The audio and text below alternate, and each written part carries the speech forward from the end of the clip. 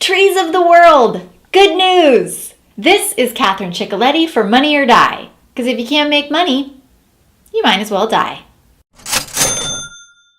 International Paper just announced that they're closing their largest paper mill. Why are they cutting down on paper production? Let me put it to you this way. You're hearing about this online. And ironically, the resulting layoffs will increase demand for paper. Resume paper. So I have a couple questions. What happens when your company is called International Paper, but you want to disassociate yourself from paper? And if we have less paper, how are we going to print newspapers? Oh, right.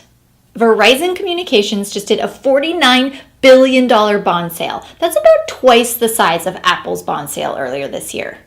But the biggest difference between those two deals is Verizon Communications is actually using the money for an acquisition so they can grow and invest in their future.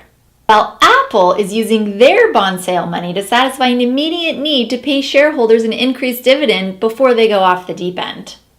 The difference between how these two companies are using their money is kind of like two 40-year-olds. One is using the money to invest in a nursery, and another one is using the money to buy a 1955 Corvette.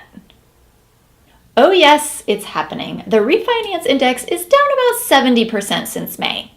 Not a huge surprise considering interest rates on the 30-year mortgage have been skyrocketing since May. Okay, seriously, what are we going to do without a refinancing industry? Wasn't this country built on proud Americans who tirelessly filled out paperwork to readjust their 30-year interest rates? So thanks to these new numbers, we now know that quantitative easing is only going to get us so far if we're trying to buy a home. When the ocean is rising, you can keep bailing water. But you know who really has the future figured out? The fish. So basically, the only way you can afford a house is if you pay all cash. Meanwhile, the average total U.S. savings rate in the U.S. is $50,000. Where does that buy you an entire house? I'll see you all in Mississippi.